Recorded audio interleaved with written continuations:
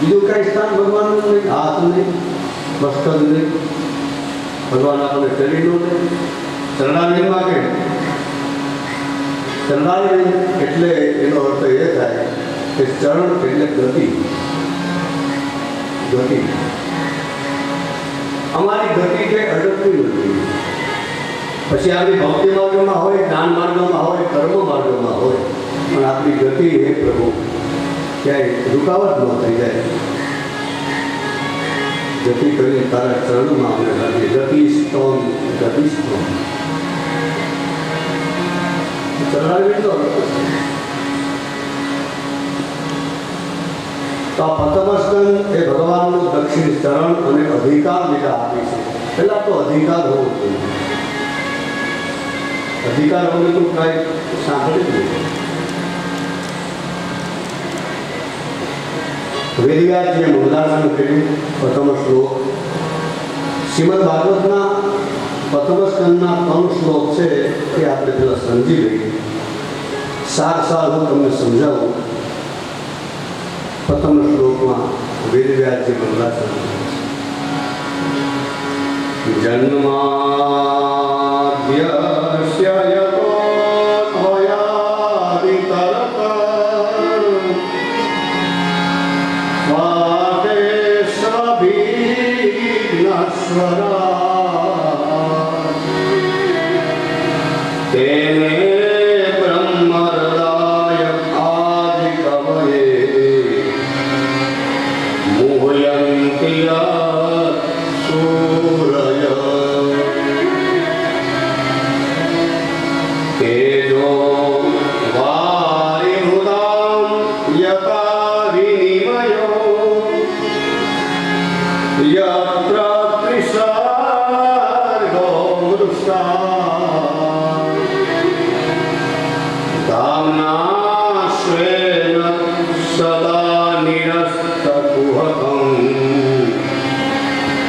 સત્યમ પરમ ધીમહિ.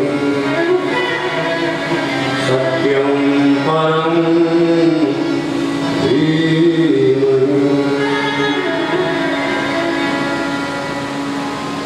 વ્યાસજીએ સત્યમ પરમ ધીમહિ એમ કહીને ભગવાનને ઓળખાવ્યા.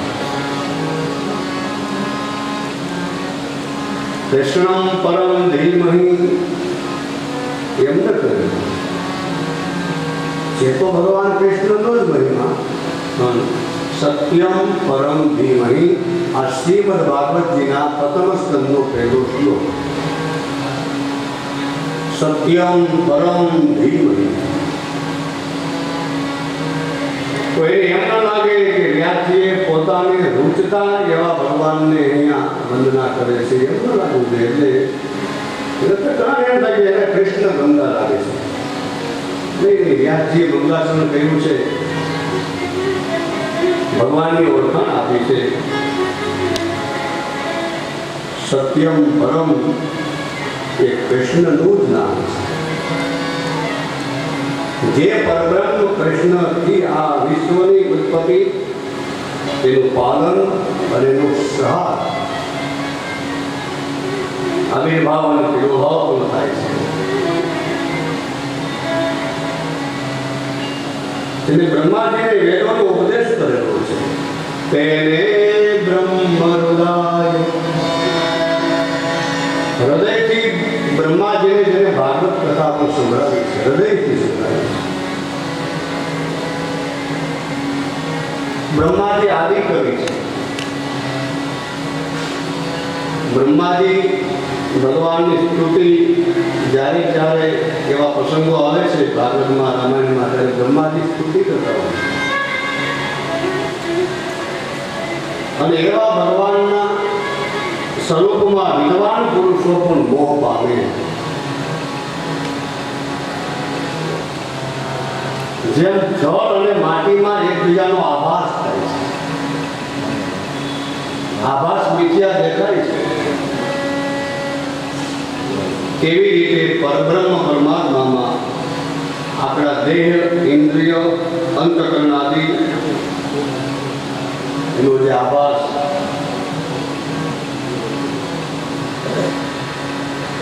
પરમ પરમાત્મા સ્વરૂપથી જ સદા કપટને દૂર કરે છે એવા સર્વશ્રેષ્ઠ સત્યનું અમે ધ્યાન કરીએ છીએ.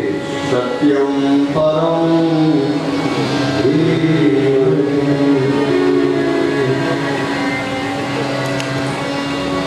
ભગવાને બ્રહ્માજીને હૃદયથી પુરાણોનો ઉપદેશ કર્યો. આ પુરાણો છે ને એ હૃદયથી સાંભળવા જોઈએ. વેદ મંત્રો કાન દ્વારા સાંભળવા જોઈએ, પુરાણો હૃદયથી સાંભળવા જોઈએ. પુરાણમ હૃદયમ ગુહ્યમ.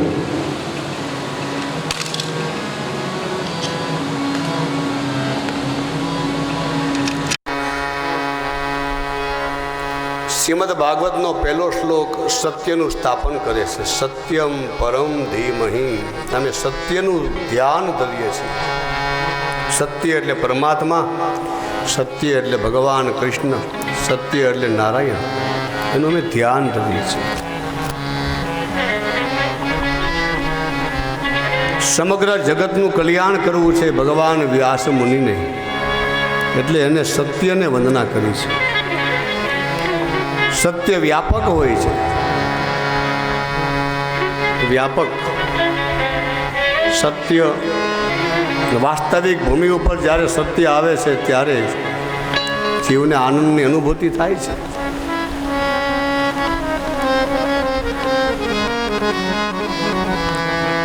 સમસ્ત પુણ્ય કર્મનું મૂળ હોય એનું નામ સત્ય. જેટલા પુણ્ય કર્મ કરીએ એના મૂળમાં જે કાંઈ હોય એનું નામ સત્ય.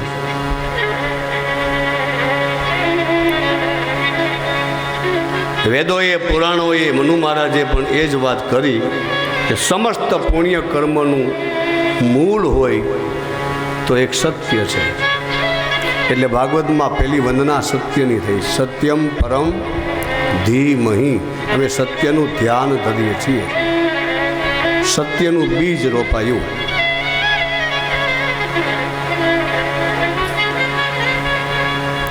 શ્રીમદ ભાગવતનો પહેલો શ્લોક એટલે સત્યનું બીજ રોપાયું. સત્ય એટલે પરમાત્મા, મૂળ પરમાત્મા છે. મૂળમાં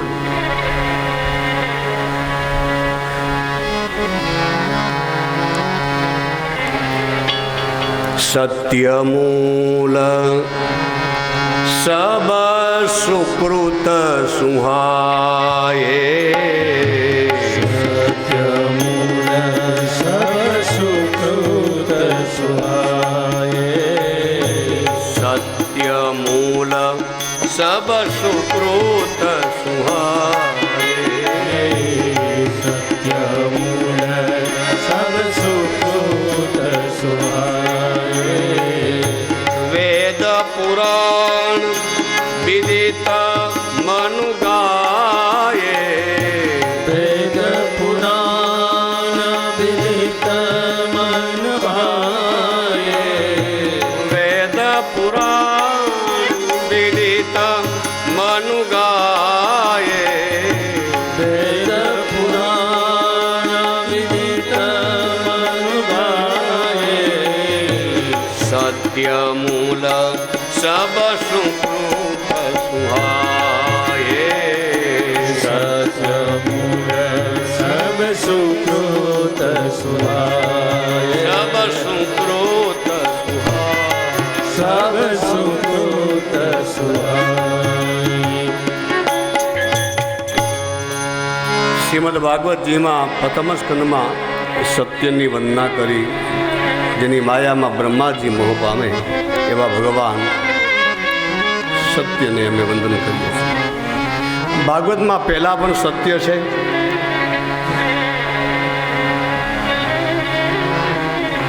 ભાગવતના મધ્યમાં પણ સત્ય છે, અને ભાગવતમાં ઉપસહાર એમાં પણ સત્ય છે. ઉપક્રમ અને ઉપસહાર એમાં સત્ય અને મધ્યમાં પણ સત્ય છે. એટલે શ્રીમદ ભાગવત એ સત્યનો ગ્રંથ છે. કોઈ એમ કહી નહીં શકે. એટલે વેદવ્યાસજીએ સત્યથી આ ગ્રંથ ભર્યો. કોઈ એમ ન કહે કે અમારો ગ્રંથ છે. આ એનો ગ્રંથ છે કે જે સત્યના માર્ગે ચાલશે એને આ ભાગવત વધારે અનુકૂળ, એને સહાય પણ કરશે. ભાગવત ભગવાનનું સ્વરૂપ છે, વાંગ્મય મૂર્તિ તો છે જ. પણ સત્યનો ગ્રંથ છે. કૃષ્ણને વંદના નહીં, નારાયણને નહીં, હરિને વંદના નહીં, સત્યને વંદન કર્યા. સત્યમ પરમ ધીમહિ. આ સત્યના માર્ગે આપણને લઈ જાય છે. અથવા તો જીવનમાં આપણે સત્યથી જેટલા નજીક આવશું એટલું ભાગવત આપણને બહુ નજીક પડશે. ભાગવતનો અર્થ એ થાય છે કે આ જીવને ભગવાનની નજીક લઈ જવાનો પ્રયત્ન છે, ભગવાન તરફ લઈ જાય છે. અથવા તો ભગવાને કહેલું એટલે ભાગવત.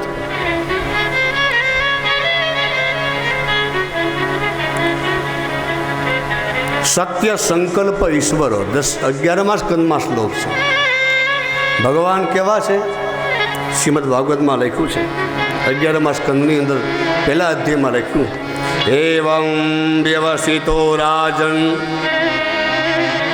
સત્ય સંકલ્પ ઈશ્વર. એનો સંકલ્પ કેવો છે? સત્ય સંકલ્પ ઈશ્વર. 11મા સ્કંદમાં એની પૂર્તિ છે. સત્ય સંકલ્પ ઈશ્વર. જેના સંકલ્પ માત્રથી સૃષ્ટિ રચાય છે, જેના સંકલ્પથી આ આખું બ્રહ્માંડ રચાઈ જાય છે. ખાલી સંકલ્પ. સંકલ્પમાં ક્યાંય પણ ગડબડ નથી. અને ભાગવતમાં સંકલ્પ છે, બીજા સ્કંદમાં છે. જ્યારે આપણે ભાગવત કરીએ ત્યારે સંકલ્પ કરવો જોઈએ, એમ ભાગવતમાં સંકલ્પ છે.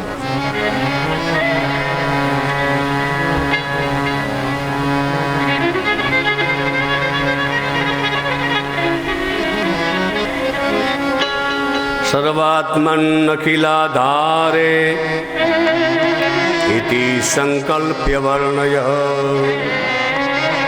બીજા સ્કંદની અંદર સંકલ્પ છે. બ્રહ્માજીએ કહ્યું, બેટા દરેકના હૃદયમાં ભગવાનની ભક્તિ અને ભગવાન સમજાય એવા સંકલ્પથી આ ભાગવતની કથા તું બધાને કહેતો રહેજે. તને ફાવે એમ નહીં. ઘણા વક્તા શું કરે? એને ફાવે એમ કથા કરે, એમ ન ચાલે. લોકોના હૃદયમાં ભક્તિ અને ભગવાનને ભરી દેવા એ વક્તાની ફરજ છે. એ વેપારીની દુકાનમાં જઈએ તો વેપારી આપણને કેટલો ભરી દે છે. વેપારી આપણને આંજી દે છે, બહારની ચીજ બધાને આપણને આંજી દે છે. અને ભગવાનની કથા મને તમને માંજી દે છે. એ અંદરથી માંજે છે. અંતઃકરણને એટલી બધી સફાઈ કરી આપે છે. આંજવાનું સાધન નથી. આ એવી વાણી નથી કે તમને બધાને આંજી દેવા. આ તો મંજન કરે છે, માંજે છે. શ્રીમદ ભાગવતમાં ઉપક્રમ અને ઉપસંહારમાં સત્યની વંદના છે. મધ્યમાં સત્ય આવ્યું ભાગવતમાં.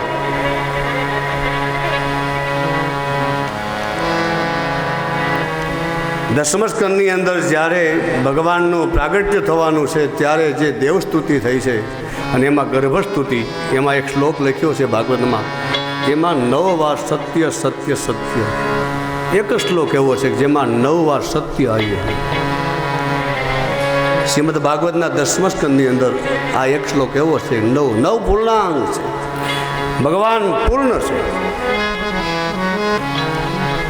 ગર્ભસ્તુતિમાં શ્લોક લીધો. સત્યવ્રતમ સત્યપરમ ત્રિસત્યમ સત્યસ્ય યોનિમ નિહિતમ ચ સત્યે સત્યસ્ય સત્યમૃત સત્યનેત્ર સત્યાત્મકમ શરણં પ્રપન્ના.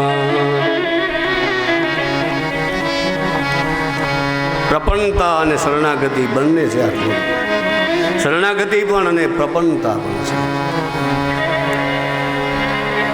શ્રીમદ ભાગવતમાં મધ્યમાં સત્ય, પ્રથમ સત્ય, અને જ્યારે ભાગવતનો વિરામ છે ત્યારે પણ ત્યાં સત્યથી વંદના છે. તશુદ્ધમ વિમલમ વિશોકમૃતમ સત્યમ પરમ ધીમહિ. અંતે પણ સત્ય છે. સત્યનો ગ્રંથ છે.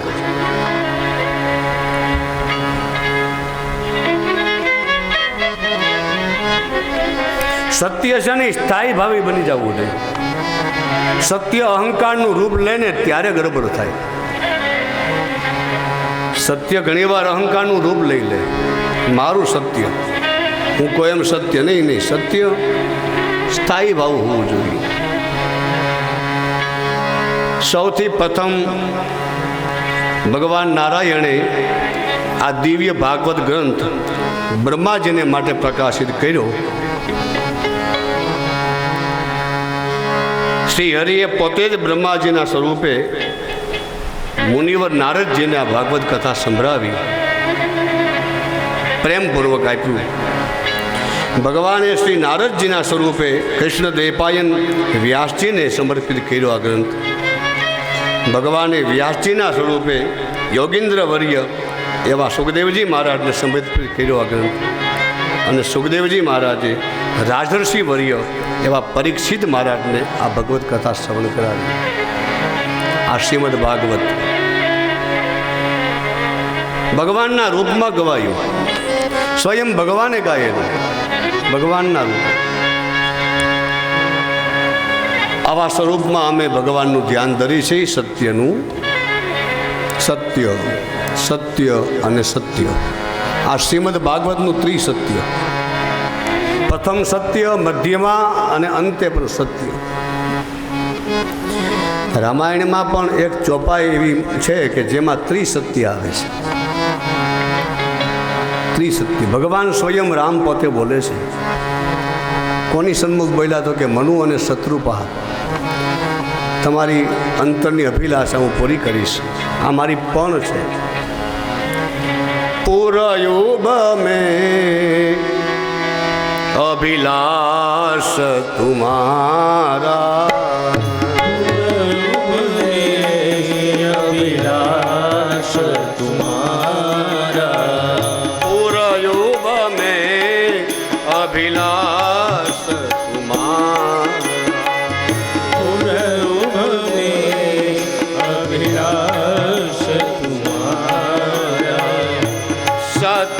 सत्यपन सत्य हमारा, सत्य सत्यपन सत्य हमारा, सत्य सत्यपन सत्य हमारा, सत्य सत्यपन सत्य हमारा.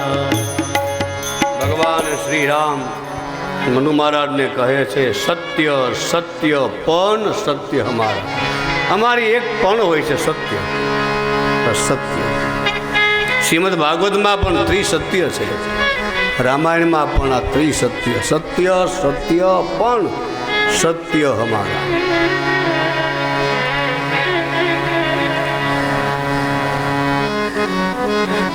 સત્ય દ્વારા તમામ પ્રકારના ઉપદ્રવો નાશ પામો એવું ભાગવતકાર કહે છે. સત્ય દ્વારા જે કાંઈ આપણા ઉપદ્રવો જે આવે છે, કષ્ટ પડે છે, બધું દુઃખ આવે છે,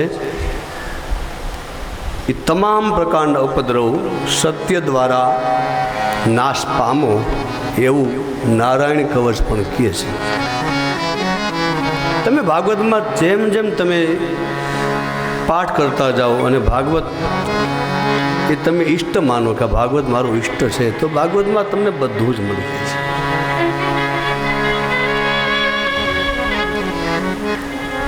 નારાયણ કવચમાં લખ્યું છે યથા હિ ભગવાન એવ વસ્તુતઃ સદસશ્ચયત સત્યે નાનેન ન સર્વે યાંતુ નાશ ઉપદ્રવા. જે ઉપદ્રવ છે આપણા ઘરની અંદર, સમાજની અંદર, આપણા વિચારોમાં જે બધા ઉપદ્રવો, હે પ્રભુ એ સત્ય દ્વારા બધા ઉપદ્રવો નાશ પામો. ત્યાં સત્યને મૂક્યું છે. સત્યેનાનેન ન સર્વે યાંતુ નાશ ઉપદ્રવા. આ ભગવાનનું સ્વરૂપ છે સત્ય. સત્ય મૂળ છે.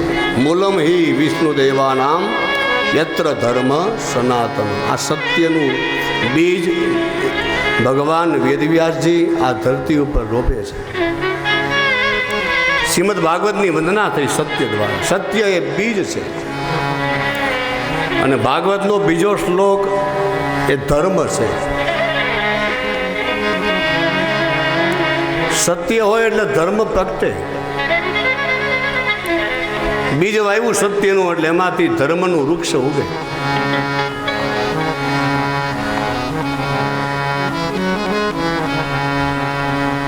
બીજા શ્લોકમાં વેદવ્યાસજી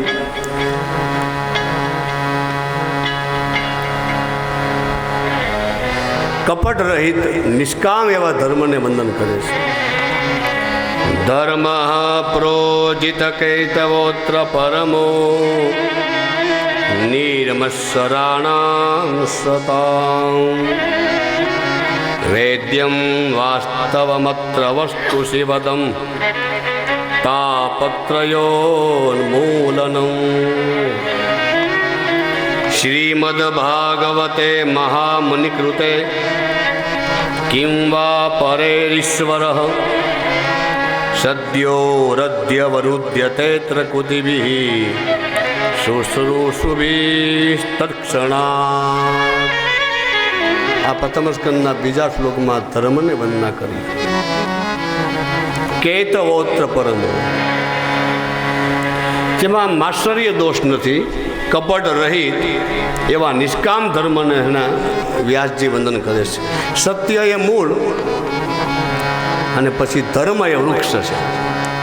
બીજ વાવી એટલે એમાંથી વૃક્ષ ઉગે, એનું નામ છે ધર્મ. ધર્મ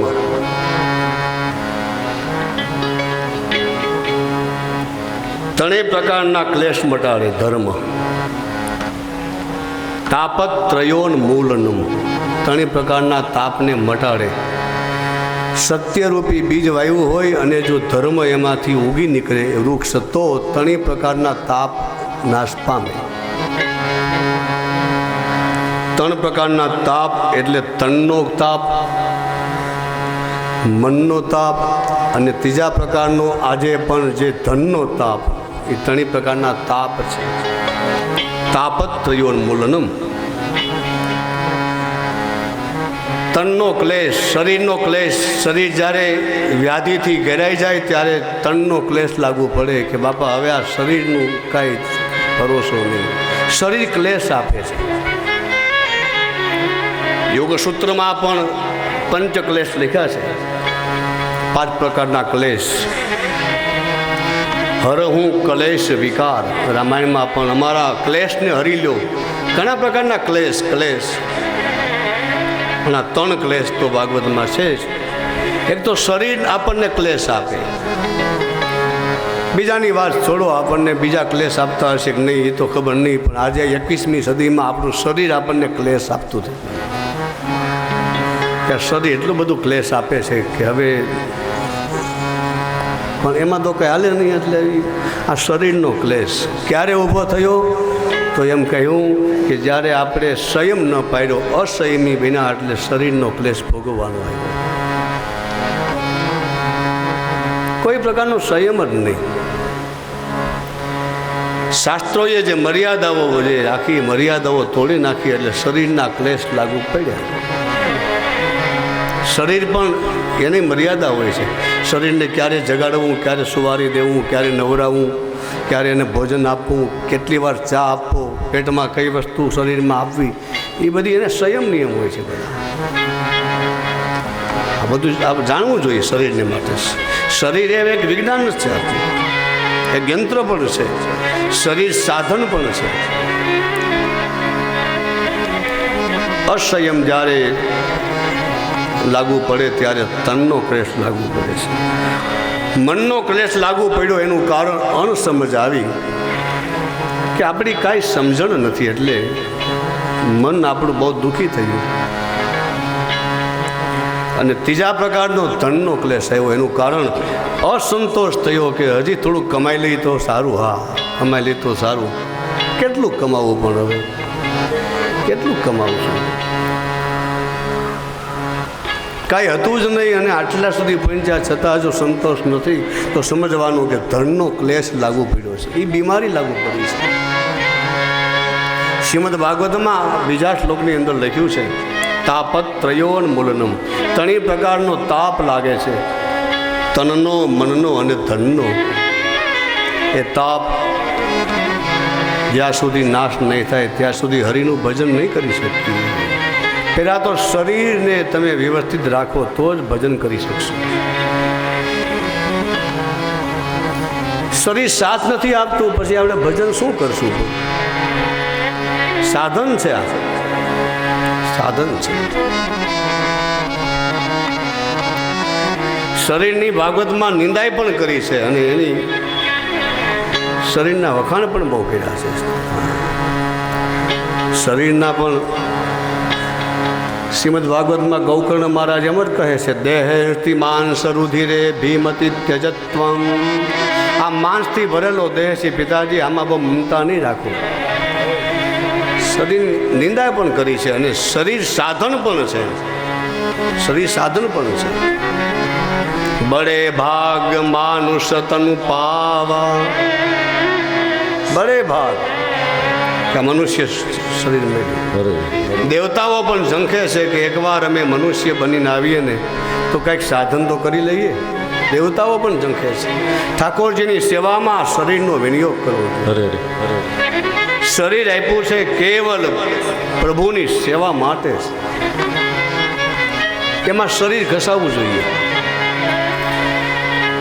ધન કમાવા માટે કેટલો પરસેવો વાળીએ છીએ, કેટલો ક્લેશ સહન કરીએ છીએ. ઠાકોરજીની સેવામાં એટલો ક્લેશ સહન કરતા હોય તો આપણે એટલો પરસેવો પડતો હોય તો. મા યશોદાજી જ્યારે દહીં વલોવે છે ત્યારે ભાગવતમાં લખ્યું કે અંબોડાની ઉપર માલતીના પુષ્પો હતા, એ પણ ખરી નીચે પડી ગયા કે અમારાથી આ જોઈ શકાતું નથી. પુષ્પોને એમ થયું કે ઠાકોરજીની સેવામાં આટલો ક્લેશ સહન કરે તો પુષ્પોએ કહ્યું કે અમારાથી માથા ઉપર ન રહેવાય, નીચે પડી ગયા પુષ્પો બધા.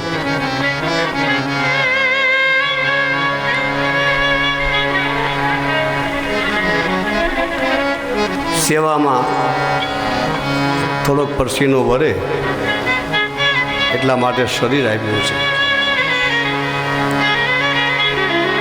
ધર્મ શ્રવણ કરવાથી એ જ ક્ષણે હૃદયમાં ભગવાન પધારે. સદ્યો હૃદય વરુધ્યતે ત્રગતિભિ શુશ્રૂષુભિ તત્ક્ષણાત. તુરંત જ ભગવાન હૃદયમાં પધારે. દઈને રાજી થાય, લઈને નહીં, બીજાને આપીને રાજી થાય. એનું નામ ધર્મ છે.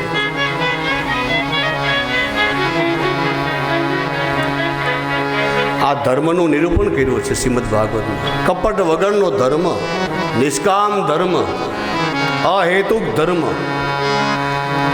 જેમાં ઠાકોરજી પસંદ રહે એવું એવા કોઈ ધર્મની ચર્ચા છે.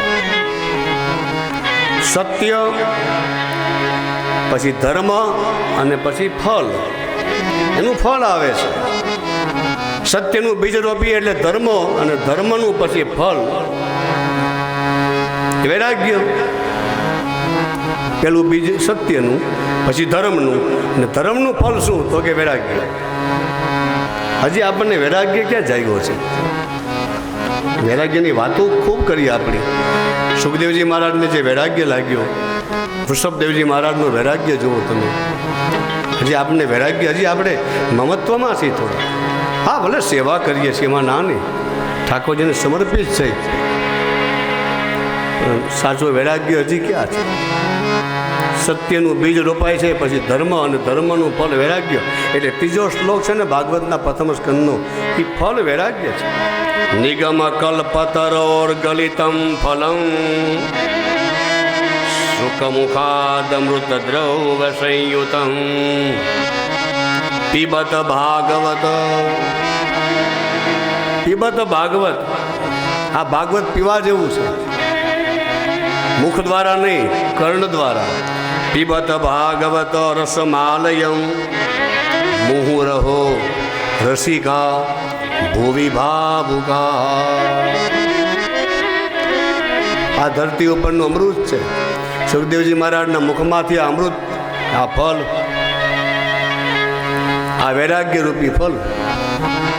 ભાગવત વૈરાગ્યને ઉત્પન્ન કરે. તમે ભાગવત સાંભળો એટલે વૈરાગ્ય આવવો જ જોઈએ. નથી આવતો વૈરાગ્ય ધીરે ધીરે આવશે, ઉતાવળ નહીં કરવી. ધીરે ધીરે ભાગવતનું ફળ વૈરાગ્ય હોય જ. જેવો એ ભાગવતનો આશ્રય કર્યો છે અને વૈરાગ્ય જાગ્યો છે. સત્ય, ધર્મ અને ફળ, આ 3 શ્લોક મહત્વના છે ભાગવતના. સત્ય, ધર્મ, વૈરાગ્ય. સત્યનું ફળ ધર્મ, ધર્મનું ફળ વૈરાગ્ય, પછી વૈરાગ્યનું ફળ યોગ, જ્ઞાન, જ્ઞાનનું ફળ મુક્તિ. આ કર્મ ગોઠવાઈ ગયો. આ ભાગવતના 3 શ્લોક. ધર્મ તે બીરતી, યોગ તે જ્ઞાના. ધર્મ તે બીરતી, યોગ તે જ્ઞાના. ધર્મ તે બીરતી, યોગ તે જ્ઞાના. ધર્મ તે બીરતી, યોગ તે જ્ઞાના. જ્ઞાન મોક્ષ પદ વેદ બખાના. જ્ઞાન મોક્ષ પદ વેદ બખાના. જ્ઞાન મોક્ષ પદ વેદ બખાના. જ્ઞાન મોક્ષ પદ વેદ બખાના. ધર્મ તે બીરતી, યોગ તે જ્ઞાન. ધર્મ તે બીરતી, યોગ તે જ્ઞાન. યોગ તે જ્ઞાન. યોગ તે જ્ઞાન.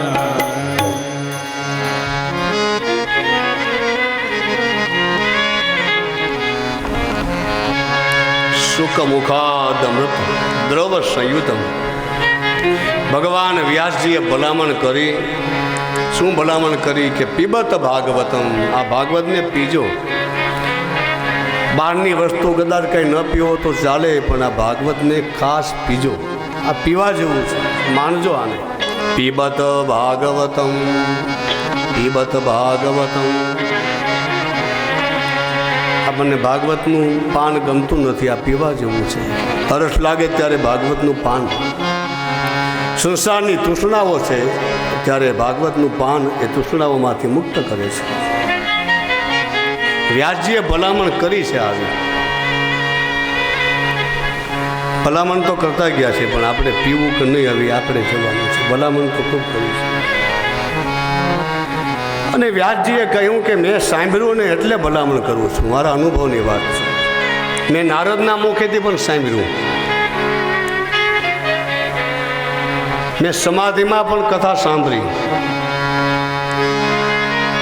મેં સુખદેવજી મહારાજને ભણાવ્યું. આ વ્યાસજી કહે છે મેં સમાધિમાં સાંભળ્યું, મેં મારા દીકરાને ભણાવ્યું, નારદના મુખેથી પણ મેં સાંભળ્યું, પણ મને બહુ આનંદ ન આવ્યો. મને આનંદ ક્યારે આવ્યો? એટલે ભલામણ કરું છું કે ગંગાના કિનારે જે મારો દીકરો કથા કરતો હતો સુખદેવ, અને ત્યાં બેસીને મેં સાંભળ્યું એટલે મને આનંદ આવ્યો. એટલે ભલામણ કરું છું કે પીબત ભાગવતમ, એકવાર ભાગવત પીજો. દીકરો કથા કરે ને બાપ સાંભળે. બહુ આનંદ આવ્યો વ્યાસજીને, અતિ આનંદ આવ્યો. ધન્ય બન્યા વ્યાસજી. આપણે કથા કરીએ એમાં આનંદ ન આવે, પણ કોઈ પરમહંસ પુરુષ જ્યારે કથા સંભળાવે ત્યારે અતિ આનંદ આવે છે. એના રહસ્યો બધા ખોલી આપે છે. આપણે કથા ઘરે વાંચીએ આનંદ નથી આવતો, વાંચીને મૂકી દેવું પડે છે, સમજાતું નથી. પણ જ્યારે વ્યાસપીઠ ઉપર કોઈ પણ વક્તા જ્યારે એનું નિરૂપણ કરે છે ત્યારે ભાગવતનો આનંદ કંઈક જુદો હોય છે. વ્યાસજીએ ભલામણ કરી પીબત ભાગવતમ રસમાલયમ મુહુરહો. વારંવાર નિત્ય ભાગવતનું સેવન કરવું.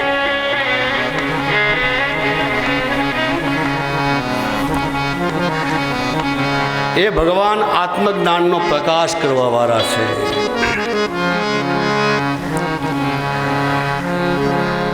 ઘરમાં જેમ દીવો પ્રગટે અને અંધકારનો નાશ થઈ જાય છે, બધી સામગ્રીને અંજવારી દે છે દીવો. એ ભાગવતને અધ્યાત્મ દીપ કહ્યું છે. અધ્યાત્મ દીપ. શ્રીમદ ભાગવતમાં ભગવાનને પણ અધ્યાત્મ દીપ કહ્યા છે અને ભાગવતજીને પણ અધ્યાત્મ દીપ એવું નામ આપ્યું છે. પ્રથમ સ્કંદના બીજા અધ્યાયમાં ત્રીજા શ્લોકમાં ભગવાને આ ભાગવત કહ્યું, અધ્યાત્મ દીપમતિતિર્ષતામ તમોંધમ. અધ્યાત્મ દીપ. દેવકીજીએ દસમ સ્કંદની અંદર ત્રીજા અધ્યાયમાં ભગવાનને અધ્યાત્મ દીપ કહ્યા.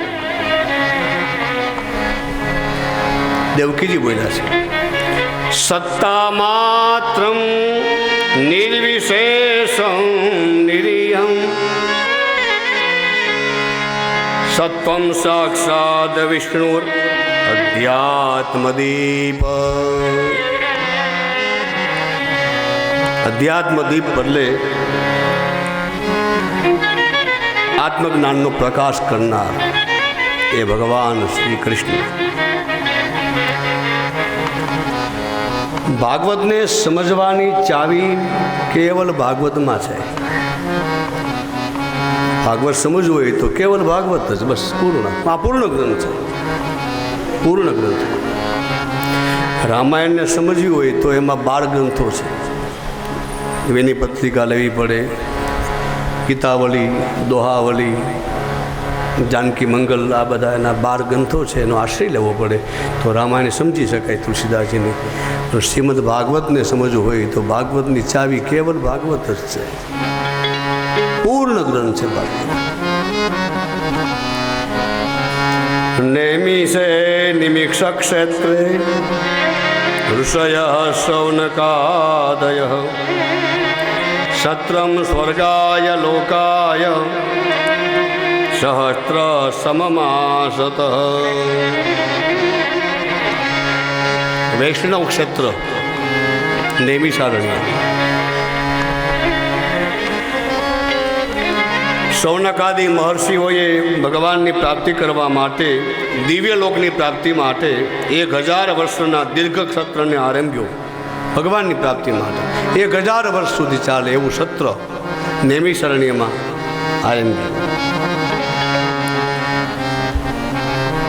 બ્રહ્માજીએ જે આપેલું ચક્ર, જેની ગતિ જ્યાં શાંત થઈ ગઈ, એનું નામ છે નૈમિષારણ્ય. બ્રહ્માજીએ ચક્ર આપ્યું દેવતાઓને.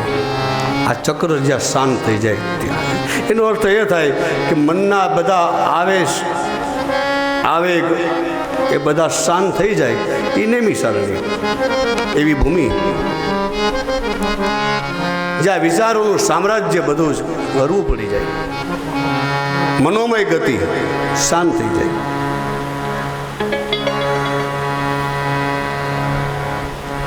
વરા પુરાણ અનુસાર એવી કથા આવે કે ગોરમુખ નામના મુનિએ નિમિષ માત્રમાં અસુરોની સેના ભસ્મ કરી, જેથી નામ પડ્યું નૈમિષારણ્ય. નિમિષ માત્રમાં.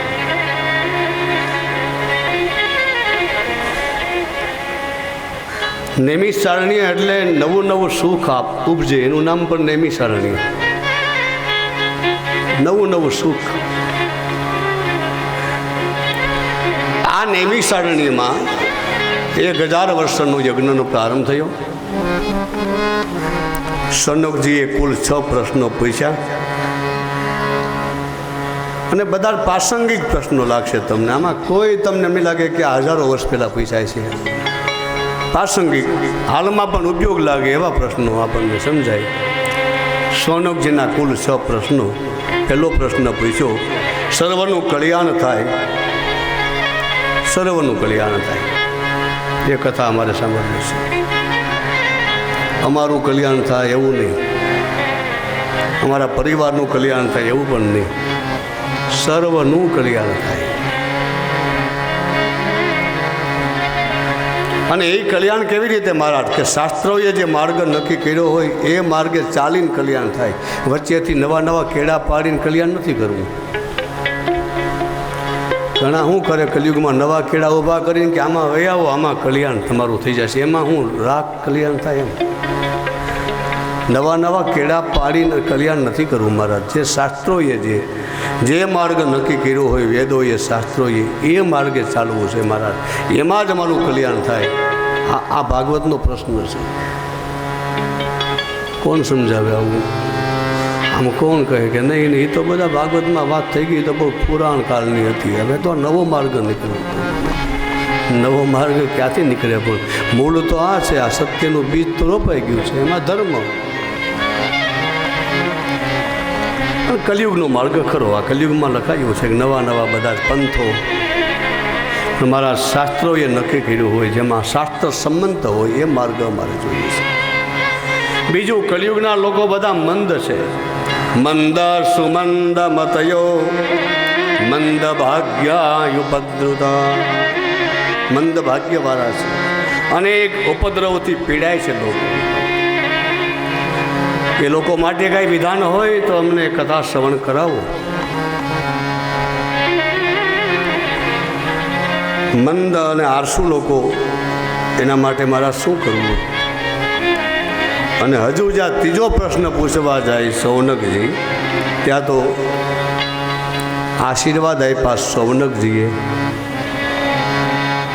શ્રોતા છે ને એ વક્તાને આશીર્વાદ આપવા લાગ્યા. હજી તો ભાગવતની શરૂઆત કરી, 2 પ્રશ્ન પૂછ્યા, ત્યાં તો શ્રોતા ઊભા થઈને અને વક્તાને આશીર્વાદ મીઠા દેવા. આનું નામ ભાગવત છે. શ્રોતાજનો ઊભા થઈ ગયા. ઊભા થઈને આશીર્વાદ આપ્યા. સૂતજીને શું કહ્યું? સૂત જાનાસી ભદ્રમ તે ભગવાન સાત્વતામ બદ. તમારું કલ્યાણ થાવ, તમારું કલ્યાણ થાવ. સૂત જાનાસી ભદ્રમ તે. ભગવાનની કથા કરે એનું કલ્યાણ થાય, એનું ક્યારેય અહિત ન થાય. પણ હૃદયમાં ભગવાનને પોતે રાખીને કરે તો. આ ભાગવત ગ્રંથ વક્તાનું કલ્યાણ કરે, શ્રોતાનું કલ્યાણ કરે, અને કથા શ્રવણ કરેવા હોય એનું કલ્યાણ કરે, પ્રશ્ન પૂછે એનું કલ્યાણ કરે. વક્તારમ પુચ્છકમ શ્રોતુમ તત્પાદમ સલિલમ યથા. જેમ ગંગાનું જલ છે એ દરેકનું કલ્યાણ કરે, એમ શ્રીમદ ભાગવત કથા વક્તા, શ્રોતા અને પ્રશ્ન પૂછનારનું કલ્યાણ કરે છે. પ્રશ્ન પૂછ્યો છે સૌનકજીએ. વસુદેવ અને દેવકીને ત્યાં ભગવાનનું પ્રાગટ્ય થયું, એ કથા અમારે જાણવી છે. ચોથો પ્રશ્ન પૂછ્યો, જે લીલા ભગવાન કૃષ્ણએ ધરા ઉપર કરી તેને વિદ્વાનો ગાયા જ કરે છે. ભગવાનની લીલા, અને લીલા તો ભગવાનની જ, કૃષ્ણની જ. એ કથા અમને સંભળાવો. ભગવાનના અવતારોની કથા અમને કહો. છઠ્ઠો પ્રશ્ન એ પૂછ્યો કે ભગવાન જ્યારે પોતે નિજ ધામમાં, ગોકુલ ધામમાં ગયા આ ધરા છોડીને, ત્યારે ધર્મ ક શરણમ ગત. ધર્મ કોને શરણે ગયો? મારે એ વાત ધર્મની આવી. ભગવાન ધરા પર હતા ત્યારે ધર્મ ભગવાનને આધીન હતો. ભગવાન જ્યારે આ શરીર છોડી અને જ્યારે ગોલોકમાં જાય છે ત્યારે ધર્મ કોના શરણે ગયો મહારાજ? એ અમને સમજાવો. આ ભગવાનના 6 ગુણો અને 6 પ્રશ્નો, એનું નિરૂપણ કર્યું. ભગવાનના 6 ગુણો હોય છે, જેનું નામ છે જ્ઞાન, વૈરાગ્ય, ધર્મ, ઐશ્વર્ય, યશ અને શ્રી. એને કહેવાય છે ભગ. અને એને ધારણ કરે એનું નામ છે ભગવાન. આનું નામ છે ભગ. એને ધારણ કરી રાખે એનું નામ ભગવાન. આ 6 ગુણવાળા ભગવાન છે, જેનામાં પૂર્ણ જ્ઞાન છે, જેનામાં પૂર્ણ વૈરાગ્ય છે, પૂર્ણ ધર્મ. ભગવાન ધર્મ છે. ભગવાન કૃષ્ણ એ ધર્મનું મૂર્તિ છે, ધર્મ છે. ભગવાનમાં ઐશ્વર્ય છે. ઐશ્વર્ય ગોવર્ધન લીલામાં પ્રગટ કર્યું. ગોવર્ધન લીલા કરી ત્યારે ભગવાનનું ઐશ્વર્ય જોતું. જ્યારે આ મેઘાડ નંબર માથે ફરતું હતું, એની નીચે પાછી છાયા હતી, અને છાયા એ 36 રૂપિયા આમ રક્ષણ કરતી હતી જીવ માત્રનું. આવી જાઓ મારે શરણે બધા. એનું ઐશ્વર્ય છે. એક પણ વાછડાની કે વાછરડીની કે ગાયની શીંગડી પડલી નથી. એટલો બધો વરસાદ ત્યારે વરસ્યો, ત્યારે ભગવાનનું ઐશ્વર્ય કેટલું પ્રગટ થયું. એનું કારણ ભગવાને કહ્યું આ વ્રજ મારે શરણે છે. વ્રજ ભૂમિ, વ્રજના તમામ બધા જીવ મારે શરણે છે, અને મારે શરણે આવે એનું રક્ષણ કરવું ભગવાન કે મારી જવાબદારી છે. શરણે છે એનું ઐશ્વર્ય પ્રગટ થયું છે.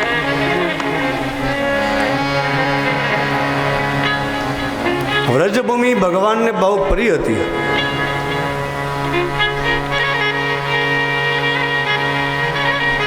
એ 7 વર્ષના હતા અને ગોવર્ધન ઉત્સવ ઉજવ્યો, અને જ્યારે એને ગોવર્ધન પર્વતને ધારણ કર્યો અને વ્રજને જ્યારે ભગવાને રક્ષણ કર્યું વ્રજના બધા જ વૈષ્ણવોનું, ગાયો ગોવારિયાનું, પછી ભગવાનની ઉંમર 82 વર્ષની થઈ ગઈ. મહાભારતનું યુદ્ધ ચાલ્યું, અર્જુનને ઉપદેશ આપ્યો, ત્યારે ભગવાનને વ્રજ યાદ આવ્યું જ છે.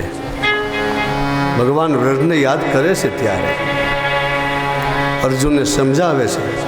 અને આમ કરતાં કરતાં ભગવાને ગીતાની અંદર પણ એકવાર વ્રજ શબ્દનો ઉપયોગ કર્યો છે. ત્યારે ભગવાન કહે છે સર્વધર્માન પરિત્યજ્ય મામેકમ શરણમ વ્રજ. પેલી લીલા યાદ આવે છે ભગવાનને કે 7 વર્ષનો હતો ત્યારે મેં કહ્યું આવી જાઓ મારે શરણે, આવી જાઓ. અને ત્યારે અર્જુનને એમ કહે અર્જુન મારે શરણે આવી જાઓ. સર્વધર્માન પરિત્યજ્ય. 7 વર્ષના હતા ત્યારે પણ, અને જ્યારે એની વ્રજભૂમિને યાદ કર્યું છે, જીવ માત્રને એમ કહે છે મારા શરણે આવી જાઓ, આવી જાઓ મારે શરણે. કેવી રીતે? સર્વધર્માન પરિત્યજ્ય. કૃષ્ણ બોલે એની વાણી ક્યારેય અસત્ય નથી, એની વાણી સત્ય છે. ભગવાન સત્ય બોલે છે. સુતજી બહુ રાજી થયા છે. ભગવાન કૃષ્ણના સંબંધીનો આ પ્રશ્ન છે, કૃષ્ણને લાગુ પડે એવો પ્રશ્ન છે. સુતજી મંગલાચરણ કરી અને ભગવત કથા આગળ લઈ જાય છે. પહેલાં ગુરુને પછી ગોવિંદને વંદના કરી છે. સુખદેવજી મહારાજને પણ વંદન કર્યા છે. મુનિ કહ્યા સુખદેવજી મહારાજને, અને 3જા શ્લોકમાં સુત પુરાણિકજીએ સુખદેવજી મહારાજને મુનિઓના ગુરુ પણ કહ્યા. પહેલા શ્લોકમાં કેવલ મુનિ, અને 3જા શ્લોકમાં મંગલાચરણ કર્યું ત્યારે મુનિઓના પણ ગુરુ. ભાગવત નહોતા ભણ્યા ત્યારે માત્ર મુનિ હતા, અને જ્યારે ભાગવત ભણી ગયા પછી મુનિઓના ગુરુ થઈને બેઠા. ભાગવત નહોતા ભણ્યા ત્યારે મુનિ તો હતા સુખદેવજી મહારાજ, વ્યાસપુત્ર.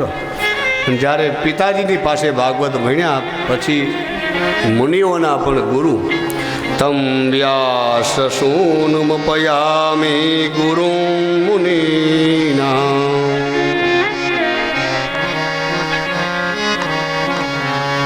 જ્ઞાન અને વૈરાગ્યથી માત્ર મુનિ બની શકાય, પણ ભાગવતનું સેવન અને પઠન થાય ત્યારે મુનિઓના પણ ગુરુ બની શકાય.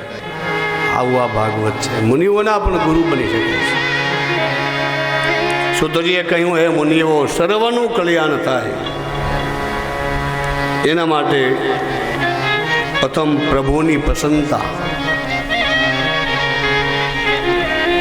તો પ્રભુ પ્રસન્ન કેવી રીતે થાય મહારાજ? તો જવાબ આપ્યો સવે પુંસામ પરો ધર્મો યતો ભક્તિરજોક્ષજે અહેતુક્ય અપ્રતિહતા હે આત્મામ સંપ્રસિદ્ધતી. અહેતુક ભગવાન પ્રસન્ન થાય કે ભગવાનમાં હેતુ રહિત અખંડિત ભક્તિભાવ કાયમ રહે એવી ભક્તિથી ભગવાન પ્રસન્ન થાય. અહેતુક.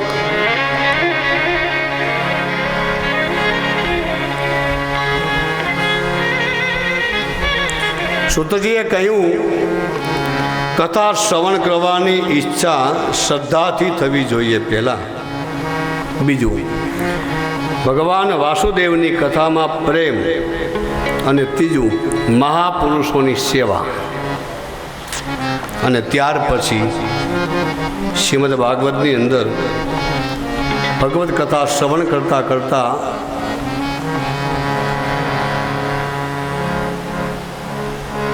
કેવું પરિવર્તન થાય છે બતાવ્યું છે. શૃણવતામ સ્વકથા કૃષ્ણ પુણ્ય શ્રવણ કીર્તન. ભગવાન હૃદયમાં વસી જાય છે કથાઓનું શ્રવણ જ્યારે થાય છે ત્યારે, અને આપણા અમંગલોને ભગવાન ધોઈ નાખે છે. એ કથા દ્વારા ચિત્ત પ્રસન્નતાને પામે છે. ત્યાર પછી વિદ્યતે હૃદયગંથી છિદ્યંતે સર્વ સંશયા. હૃદયની ગંથી એટલે અહમતા મમતા, દડ ગાંઠો બંધાઈ ગયો હોય. હૃદયની ગાંઠ એટલે કોઈ એક વ્યક્તિમાં કે એક વસ્તુમાં સતત અને સખત મનથી આપણે ઓતપોત થઈ ગયા હોય, છૂટે જ નહીં. એ હૃદયની ગ્રંથિઓ છે. આ હૃદયની ગ્રંથિઓ જ્યારે છૂટે છે ત્યારે સંશયરૂપી જે કાંઈ આપણા હૃદયની અંદર કરી ગયેલા જે બધા ઘર કરીને બેઠા હોય એવા પંખીઓ બધા ઉડે છે ભગવત કથા શ્રવણ કરવાથી. તાળી પાડીએ એટલે પંખીને ઉડવું જ પડે છે. તાળી પાડીએ એટલે પંખી ઉડી જાય. એમ ભગવત કથા મારા અને તમારા હૃદયની અંદર જે સંશયરૂપી પંખીઓ છે એને પણ ઉડાડી મૂકે છે. તાળી પાડીએ એટલે પંખી ઉડે છે. ગોસ્વામી તુલસીદાસજી મહારાજ પણ આ જ વાત સ્થાપિત કરે છે. રામ કથા સુંદર કરતા રે. રામ કથા સુંદર કરતા રે. કૃષ્ણ કથા સુંદર કરતા રે. કૃષ્ણ કથા સુંદર કરતા રે. સંશય વિહગ ઉડાવનારે. સંશય વિહંગ ઉડાવનિહારે. રામ કથા સુંદર કરતા રે. રામ કથા સુંદર કરતા રે. સુંદર કરતા સુંદર કરતા રે. વિદ્યતે હૃદયગંથી છિદ્યંતે સર્વ સંશયા. હૃદયની અંદર જે સંશયરૂપી ગાંઠ, મમતા હંતા રૂપી એ ગાંઠ છૂટે છે. એ ભગવાન 5 પ્રકારની લીલા કરે છે. શૌનકજી, આ ભગવાનની 5 પ્રકારની લીલા છે. પ્રથમ લીલા, સમગ્ર વિશ્વને ભગવાન સર્જે છે. હવે જો આ 5 પ્રકારની લીલા સાંભળો એટલે તમને ભગવાન જેવું કંઈક અહેસાસ થાય કે નહીં, ભગવાન તો હશે જ. સમગ્ર વિશ્વનું સર્જન કરે, આ પહેલા પ્રકારની લીલા. બીજું, સર્જન કર્યા પછી ભગવાન એમાં પાછા પ્રવેશી જાય છે. વિશ્વમ, વિષ્ણુ સહસ્ત્રમાં પહેલું જ નામ છે વિશ્વમ. વિષ્ણુ વ્યાપક ભગવાન બની જાય છે. સર્જની કરે ને પાછા એમાં પ્રવેશી પણ જાય પાછા. ત્રીજા પ્રકારની લીલા, પોતે એક હોવા છતાં અનેક રૂપે દેખાય છે. અનેક રૂપ રૂપાય. એક હોય છતાં અનેક રૂપે આપણને દેખાય. આ ત્રીજા પ્રકારની લીલા માનવી જ પડે, સ્વીકારવી જ પડે. ચોથા પ્રકારની લીલા, સર્વમાં બિરાજીને અને ભગવાન ભોગ કરે. સર્વમાં બિરાજે છે, સર્વમાં. અને 5મા પ્રકારની લીલા, અવતાર લઈ અને ભક્તોની રક્ષા પણ કરે છે. સગુણ સાકાર રૂપ ધારણ કરે છે. નિર્ગુણ નિરાકાર છોડી અને સાકાર રૂપમાં ભક્તોની રક્ષા કરે છે. આ 5 પ્રકારની લીલા ભગવાન શ્રી કૃષ્ણ પોતે ધરતી ઉપર કરે છે. અવતાર તો ભગવાનના બતાવ્યા છે ભાગવતમાં 24 તત્વોની જે વિકૃતિ એ દૂર કરવી, સંસ્કૃતિ ભરવા પ્રભુએ 24 પ્રકારની આકૃતિ લીધી. એનું નામ 24 અવતાર.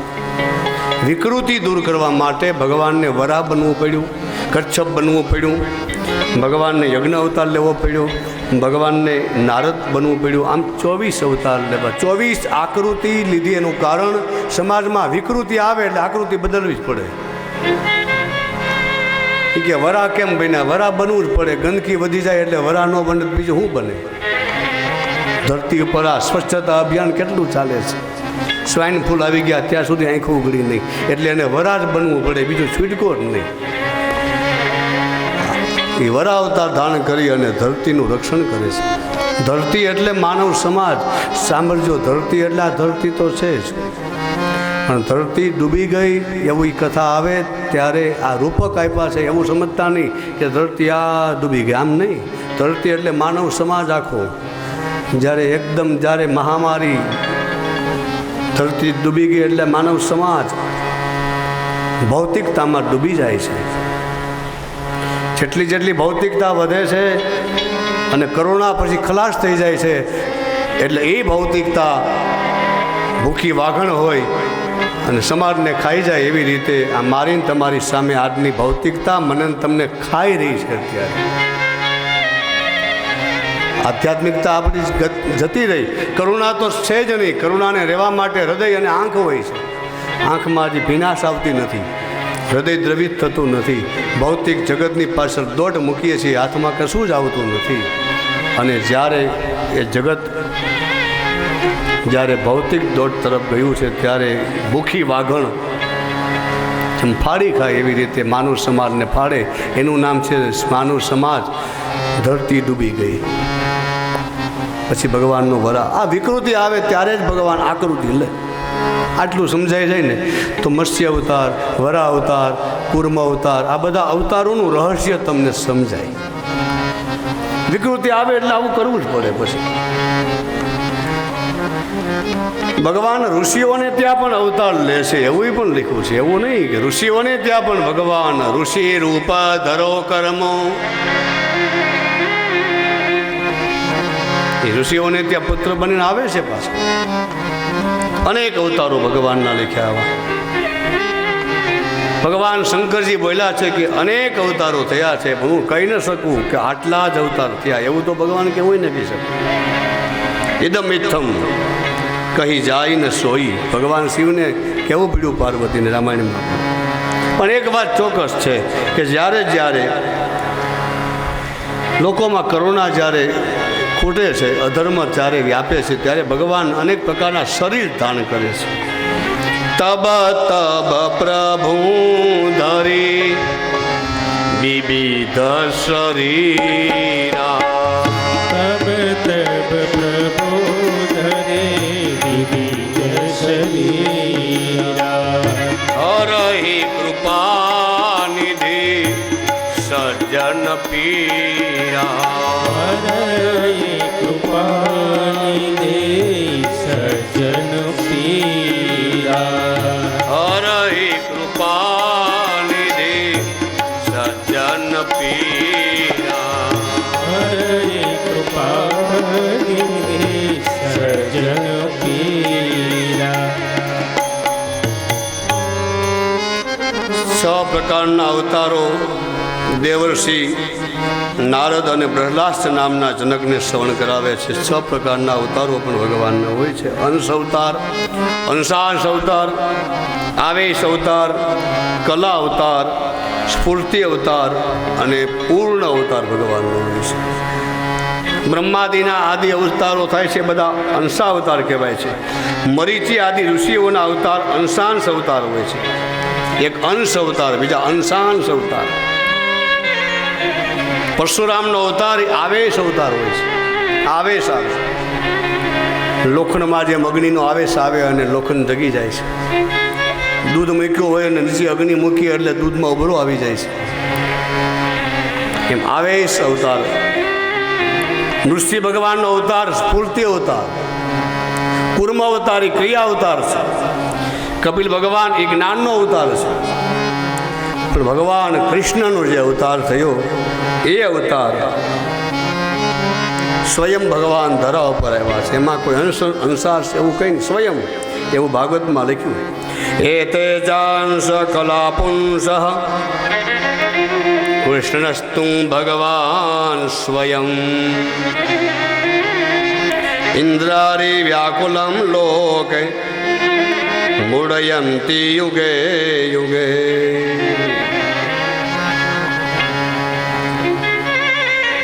આવા ભગવાનના ઉદાર અવતારો, ભગવાન ઉદાર વંશમાં અવતાર લે છે, ભગવાન ભક્તને ત્યાં પણ અવતાર લે છે.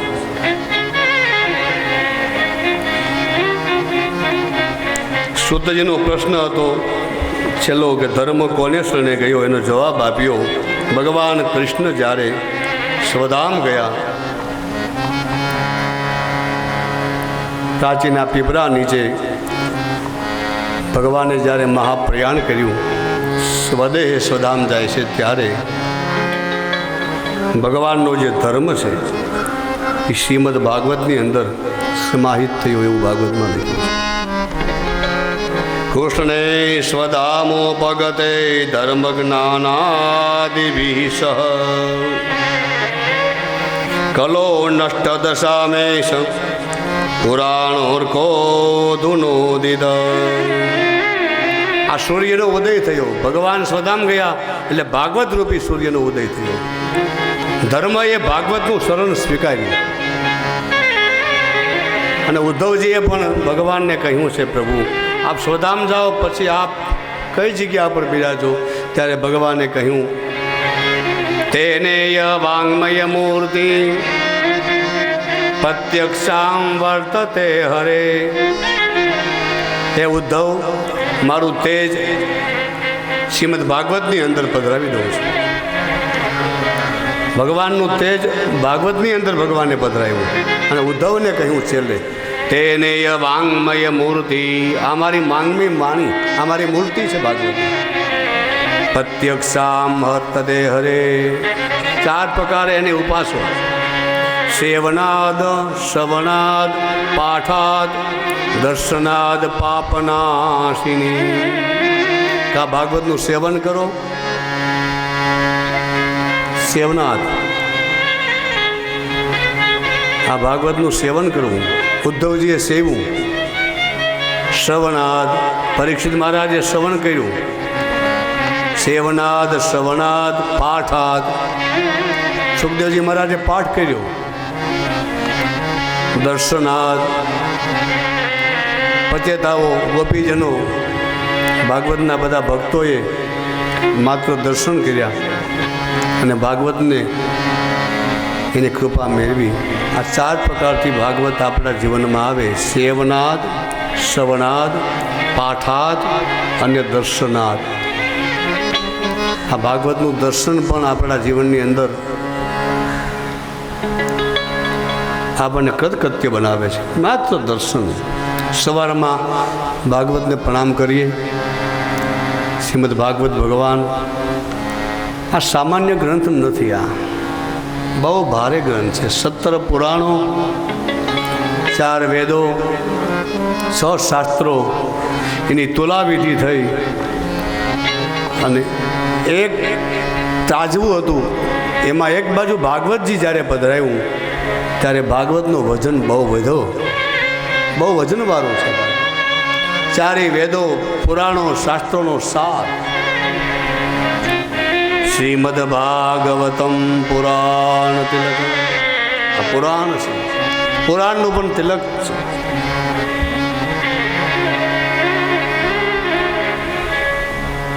આ શ્રીમદ ભાગવત એના જે 6 પ્રશ્નો, ચોથા અધ્યાયની અંદર વળી પાછા 4 પ્રકારના પ્રશ્નો પૂછ્યા. રુચિ જાગે ને પછી પ્રશ્નો પૂછે ને પછી એનો જવાબ આપે. વેપારી બધોય માલનો ઢગલો ન કરે, જોઈ લે કે આને ગમે છે, એવી રીતે ધીરે ધીરે પછી સારો સારો માલ આપતો જાય વેપારી. એમ અહીંયા શુદ્ધ પુરાણિકજી સૌનકજીની રુચિ થોડીક જિજ્ઞાસા વધી એટલે સૌનકજીએ પ્રશ્ન પૂછ્યા. ચાર પહેલો પ્રશ્ન એ પૂછ્યો, સુતજી, સુખદેવજીએ ભાગવતની કથા કયા યુગમાં કહી? એમને સંભળાવવું. કયા સ્થાનમાં કહી? કયા હેતુથી આ કથા કરવામાં આવી? કોની પ્રેરણાથી આ કથા થઈ? આ ચાર પ્રશ્નો પૂછ્યા. સુતજીએ કથાનો પ્રારંભ કર્યો. ચોથા અધ્યાયની 14મા શ્લોકથી પ્રારંભ થયો. પાછો દ્વાપરે સમનુ પ્રાપ્તે તૃતીયે યુગ પર્યયે જાત પરાશરદ્યોગી વાસવ્યામ કલયા હરે. હે સૌનકજી, બ્રહ્મકલ્પના પ્રથમ મન્વંતરમાં ત્રીજા યુગના ક્રમે દ્વાપરયુગ આવ્યો ત્યારે ભક્ત પરાશર અને માતા વાસવીજી દ્વારા ભગવાનની જ્ઞાન કલાના અવતારો મહર્ષિ વ્યાસજી ભક્તિ પ્રચાર માટે પ્રગટ થયા. પરાશર દ્વારા વ્યાસજીનો જન્મ થયો. દ્વાપર યુગની અંદર નામ દ્વૈપાયન રાખ્યું, દ્વૈપાયન વ્યાસ. આની પહેલાં 27 વ્યાસ થઈ ચૂક્યા, અત્યારે 28મા વ્યાસ, જેનું નામ છે કૃષ્ણ દ્વૈપાયન. 27 કલિયુગ પણ જતા રહ્યા, આ 28મો કલિયુગ ચાલી રહ્યો છે. અને હવે જ્યારે કલિયુગ પાછો 29મો આવશે ત્યારે ગુરુ દ્રોણના દીકરા અશ્વસ્થામાં એ વ્યાસપણું કરશે. વ્યાસ અલગ અલગ હોય છે, નામ અલગ અલગ હોય છે. પોસ્ટ એક વ્યાસ, બધા વ્યાસ જ કહેવાય. ક્યારેક ક્યારેક બ્રહ્માજી વ્યાસપણું કરે, ક્યારેક વશિષ્ઠ મહારાજ વ્યાસ બને, એમ અલગ અલગ બધા વ્યાસપણું. વ્યાસ એટલે વિસ્તાર કરે છે. થોડાક શ્લોક હોય તો એમાંથી કેટલો વિસ્તાર કરી આપે છે. એ વ્યાસ છે. કૃષ્ણ દ્વૈપાયન, નામ દ્વૈપાયન પડ્યું. દ્વૈપાયન, બે બાજુ પથ્થર મૂક્યા અને પથ્થરની વચમાં એની માતા એને છોડીને જતી રહે છે. બે બાજુ પથ્થર, પાયન, અને વચના બાળકને મૂકીને અને માતા જતી રહે છે. એટલે એનું નામ પડ્યું કૃષ્ણ દ્વૈપાયન, દ્વૈપાયન વ્યાસ. આ વ્યાસજીએ એક વેદના 4 વિભાગ કર્યા, પોતાના શિષ્યોને ભણાવ્યા. ઇતિહાસ અને પુરાણ 5મો વેદ મારા પિતા રોમર્ષણ ભણ્યા. પરોપકાર ધર્મ પણ વ્યાસજીએ કર્યો. છતાં પણ વ્યાસજીને વિષાદ થયો કે હજી કાંઈક જીવનમાં કાંઈક અધૂરોપ છે. આટલું આટલું કર્યું છતાં. એ સમયે દેવર્ષિ નારદ ભગવાન વ્યાસજીની પાસે ગાય છે, કૃષ્ણસ્ય નારદો વિહાગાદાશ્રમં પાગ્રદાહૃતમ પૂજયામાસ વિધિવન નારદમ સુરપૂજિતમ. વ્યાસજીના મનમાં ઉદાસીનતા છે એટલે નારદજીએ પ્રશ્ન પૂછ્યો અને વ્યાસજીએ કહ્યું કે મારા જીવનમાં મેં એક વેદના 4 વિભાગ કર્યા, પુરાણો પણ લખ્યા, 6 શાસ્ત્રો પણ લખ્યા, મારા શિષ્યોને મેં વેદ ભણાવ્યો, પણ હજી મારામાં હજી કંઈક ખૂટે છે. ત્યારે નારદજીએ કહ્યું, તમારામાં એક વસ્તુ ખૂટે છે. તમે ભલે વેદો લખ્યા, એના ભાષ્યો કર્યા, પણ મહારાજ તમે હજી એક વાત સમજી શક્યા નહીં. કઈ મહારાજ? લોકોનો સંબંધ ઈશ્વરની સાથે કેવો હોવો જોઈએ? આ જે જગતના લોકો એ ભગવાનને કેવી રીતે સ્વીકારતા થાય અને ભગવાનની ભક્તિનો આદર કરે, એની ઉપર તમે કાંઈ પ્રકાશ પાથરો જ નથી. વેદો તો લખી નાખ્યા, લોકોને શું લાભ? પણ એમાંથી પણ, વેદમાંથી પણ, ઉપનિષદ દ્વારા, પુરાણ દ્વારા, એમાંથી પણ લોકોના હૃદય સુધી એ વાંધ પહોંચે મહારાજ. હજી લોકોના હૃદય એમને કોરા છે મહારાજ. હજી કરુણા નથી લોકોમાં, હજી કાંઈ છે જ નહીં ભક્તિનો પ્રાદુર્ભાવ. એ મારા તમારા જીવનમાં ખૂટે છે. તમારા એ ક્યારે પૂરું થાય? તો કે એક જ વાત, શ્રીમદ ભાગવત કથા તમે લખો મહારાજ, તો જ પૂરી વાત થશે. આ પૂર્ણ ગ્રંથ હતો.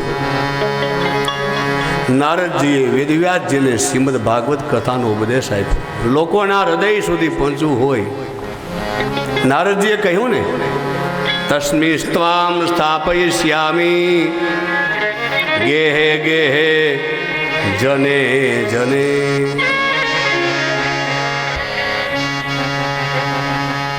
નારદજીએ પણ વેદવ્યાસજીને પોતાના પૂર્વજન્મની વાતો કહી કે હું એક અવતારમાં ગંધર્વ હતો.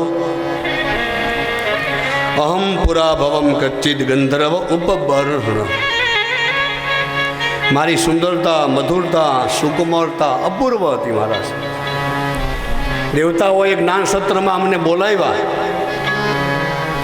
સંત સમાજ એકત્રિત થયો, અમે સ્ત્રીઓ સાથે ત્યાં ગયા, પણ અમે લૌકિક ગીત ગાયું. તેથી દેવતાઓએ અમને શ્રાપ આપ્યો. ગંધર્વ હતો હું પહેલાં, નારદ કહે. એ શ્રાપ લાગવાથી આ ધરતી ઉપર હું દાસીનો પુત્ર બન્યો. બીજા અવતારમાં એક દાસી પુત્ર બન્યો મહારાજ. માતા બ્રાહ્મણી કોઈના ઘરે જઈ અને માસણ વાંજે, કામ કરે અને મારું પોષણ કરે, મારું ભરણ પોષણ કરે. ગામની અંદર મહાત્માઓ આવે ચાતુર્માસ ગાળવા માટે, ત્યારે હું પણ જ્યારે સાધુના દર્શન કરવા એકાદ કલાક મોડું થાય તો મા મને બોલાવીને પછી ઘરે લઈ જાય કે ચાલ બહુ સાધુનો ભરોસો ન કરાય, ઘરે આવતો રે બેટા. અને મા વિક્ષેપ કરતી હતી.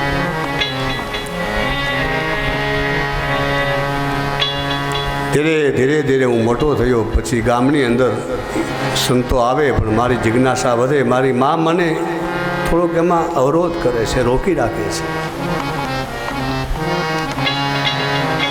સંતો ભોજન કરે, સામે બેસી રહું. સંતો પાત્રમાં ભોજન કરતા હોય ત્યારે એની દ્રષ્ટિ એમાં પડે, પછી એનો પ્રસાદ હું પણ લઉં. એના પાત્ર બધા સાફ કરી આપું, પાવતર ઉપાડી લઉં.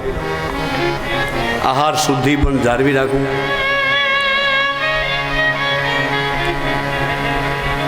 એક દિવસ માતા ગૌદહન કરવા માટે ગૌશાળામાં જાય છે. વર્ષા ઋતુ છે. એક જ દીકરો મારી માતાને હું, અને ગાયનું દોહન કરી ગૌશાળાથી મા ઘરે આવે છે. વરસાદ વરસે છે, આકાશમાં વીજળી પણ થાય છે. અને એ સમયે મારી માતાને સર્પદંશ થયો. મારી માતા મૃત્યુ પામી. મેં મારી માતાનો અગ્નિ સંસ્કાર કર્યો. એકાત્મજા મેં જનની. હું મારા માતાને એક જ દીકરો. અગ્નિ સંસ્કાર કરવા હું પોતે લઈ ગયો. અગ્નિ સંસ્કાર કરી અને મેં એની ક્રિયાઓ પણ કરી. પણ મનને મેં મનાવી લીધું કે હરિએ મારી ઉપર પૂરો અનુગ્રહ કર્યો, કૃપા કરી કે ભજનમાં જે વિક્ષેપ મારી મા કરતી હતી, મારી માને પણ હરિએ ત્યાં બોલાવી દીધી. એવું માન્યું મેં. ભજન કરવામાં પણ માતા પિતા વિક્ષેપ કરે. શરીર મળ્યું છે ભગવાન હરિની સેવા માટે. હરિની સેવા ન થાય તો શરીરને શું કરવું છે? મારી માતાની ક્રિયા કરીને ઉત્તર દિશામાં ચાલી નીકળ્યો. અને જે સંતો મને સામા મળ્યા એ સંતોએ મને ચતુર્વિહાત્મક ગાયત્રી મંત્ર આપ્યો કે બેટા આ મંત્ર જપજો. બીજા અવતારમાં દાસીનો પુત્ર હતો. સંતોએ જે મને મંત્ર આપ્યો ચતુર્વિહાત્મક ભગવદ્ ગાયત્રી, આ મંત્ર છે. નમો ભગવતે તુભ્યં વાસુદેવાય ધીમહિ પ્રદ્યુમ્નાય નિરુદ્ધાય નમઃ સંકર્ષણાય જ. આ મંત્ર આપી અને સંતો ચાલી નીકળ્યા. નારદજી પોતે બસ મંત્ર જાપ કરતાં કરતાં ગંગાના તટે બેસી રહ્યા. સંતોનું વિશિષ્ટ ભોજન, આહાર શુદ્ધિ, સત્વ શુદ્ધિ અને સત્વ શુદ્ધિ ધ્રુવા સ્મૃતિ. સાધક સંજીવની સ્વામી રામસુખદાસજી ઋષિકેશ એ ભગવદ્ ગીતા પર બહુ પ્રકાશ પાડે છે. એની સાધક સંજીવની જુઓ તમે. આહાર શુદ્ધિ ઉપર બહુ બોલ્યા છે, ખૂબ બોલ્યા છે. જ્યારે ભોજન કરીએ ત્યારે તેનું વાયુમંડળ કેટલું પવિત્ર હોવું જોઈએ. એક એક કોરીએ જ્યારે અન્ન લઈએ છીએ ત્યારે બધા રોમકૂપ ખુલી જાય છે. અને પવિત્ર વાતાવરણ હોય તો ઠીક છે, બાકી અપવિત્ર વાતાવરણ હોય તો શરીરની અંદર જ્યારે રોમકૂપ ખોલે છે ત્યારે એનું વાયુમંડળ આપણા શરીરમાં પ્રવેશ કરી જાય છે.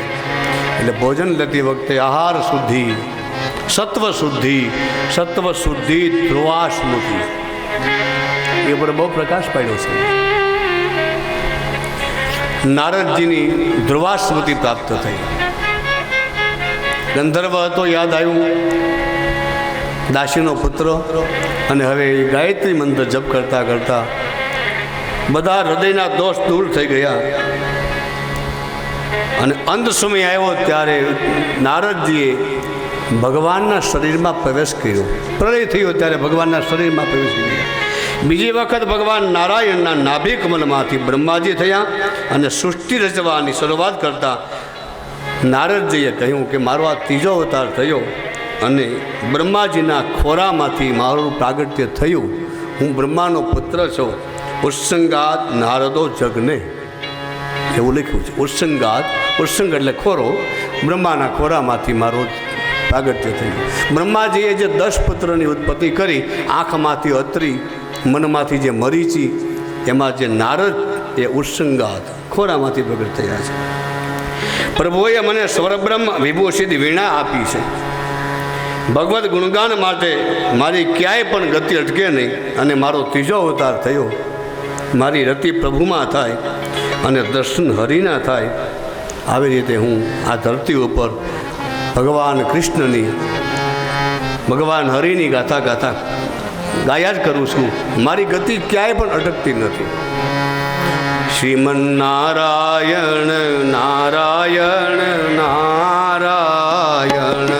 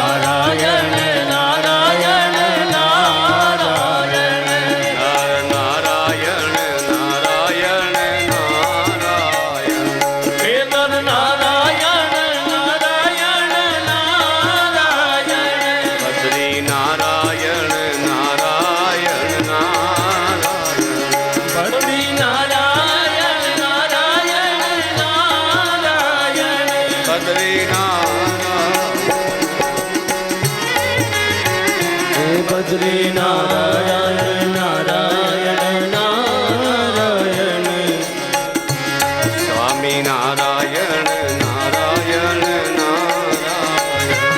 સ્વામી નારાયણ નારાયણ નારાયણ, કૃષ્ણ નારાયણ નારાયણ નારાયણ, કૃષ્ણ નારાયણ નારાયણ નારાયણ.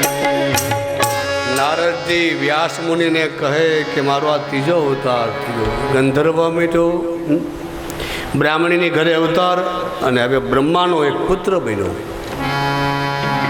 અને હવે હું બધાને શાપ આપી શકું, બધા પર અનુગ્રહ કરી શકું, હું ઐશ્વર્ય આપી શકું, હું બધાને જ્ઞાન આપી શકું. ભક્તિ સૂત્ર નારદજીનું બહુ વાંચવા જેવું છે.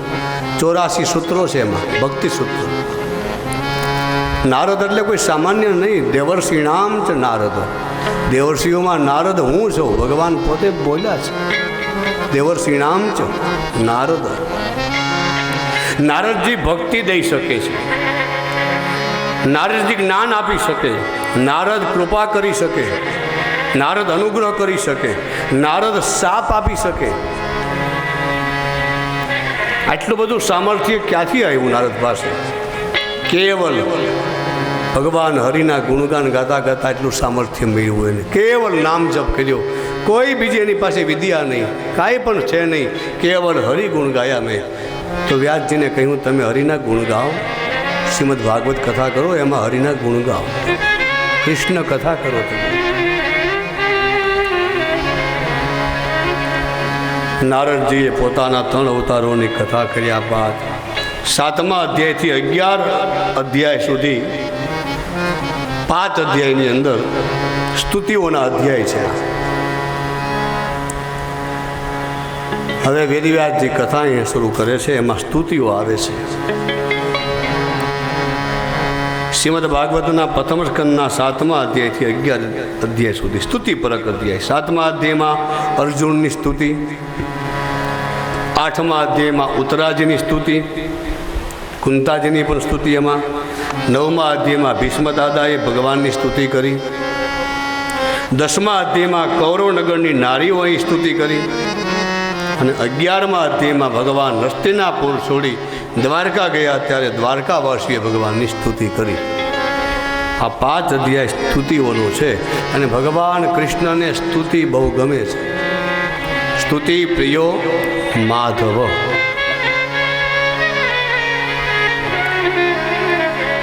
સુત પુરાણિકજી શૌનકજીને કથા શ્રવણ કરાવે છે. મહાભારતનું યુદ્ધ થયું, દુર્યોધનનું મૃત્યુ થતું નથી. અસ્વસ્થતામાં પોતે આવ્યા. દુર્યોધને કહ્યું કે બસ પાંડવોના મસ્તક મને આપી દે એકવાર ખોરામાં, એટલે મારો પ્રાણ જતો રહે. પાંડવોના માથા ક્યાં?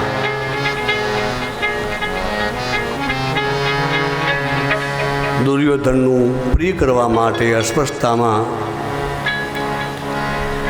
કૃષ્ણાના પુત્ર, કૃષ્ણા એટલે દ્રૌપદી, કૃષ્ણા એના 5 પુત્રોના મસ્તક કાપી અને લઈ આવે છે.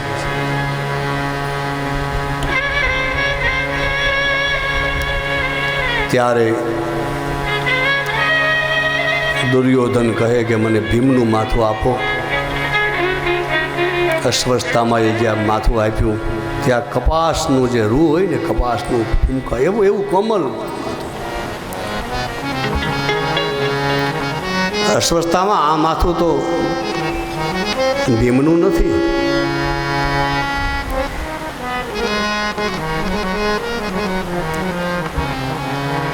દ્રૌપદી રડ્યા છે. અર્જુન પોતે રથ લઈ અને તૈયાર કરીને અસ્વસ્થતામાંની પાછળ દોડ્યો. ત્યારે અસ્વસ્થતામાંએ પણ અર્જુનની સામે બ્રહ્માસ્ત્ર છોડ્યું અને અર્જુન ભગવાનની સ્તુતિ કરે છે. અસ્વસ્થતામાંએ દ્રૌપદીના 5 પુત્રોના જે ધડ માથા જુદા કર્યા. અને એ અસ્વસ્થતામાંને જ્યાં અર્જુન પોતે ભગવાનની સ્તુતિ કરે છે, બ્રહ્માસ્ત્ર છોડ્યું અને અર્જુન ભગવાનના શરણોમાં પડ્યા છે. કૃષ્ણ કૃષ્ણ મહાભાગ, કૃષ્ણ કૃષ્ણ મહાભાગ, ભક્તાનામ ભયંકર, ભક્તાનામ ભયંકર. કૃષ્ણ કૃષ્ણ મહાભાગ, કૃષ્ણ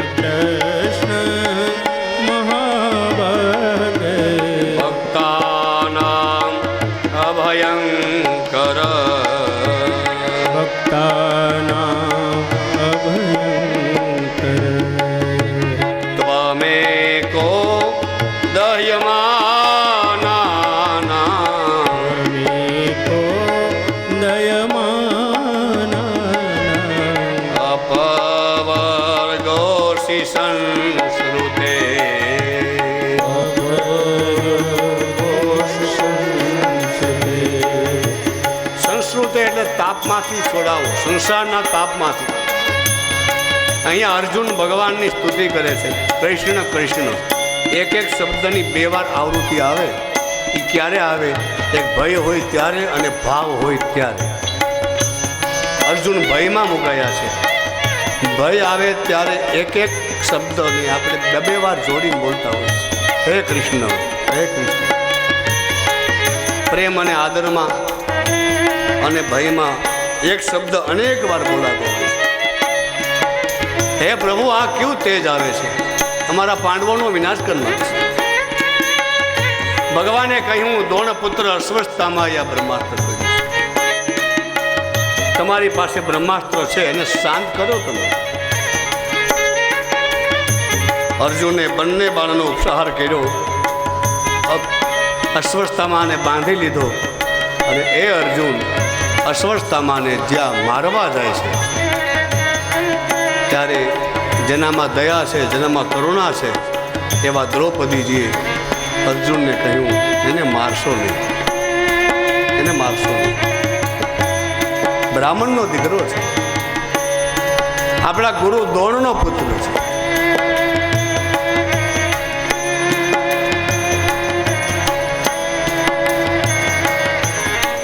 મારા પુત્ર વગરની હું રડું છું. મારા પુત્ર અત્યારે નથી અને એનું જે મને ઓછું લાગ્યું, હું પુત્ર વગરની અત્યારે મા બની, તો તમે એને મારી નાખશો તો એની મા કૂપીને કેટલું દુઃખ થશે. આમ દ્રૌપદી બોલ્યા છે.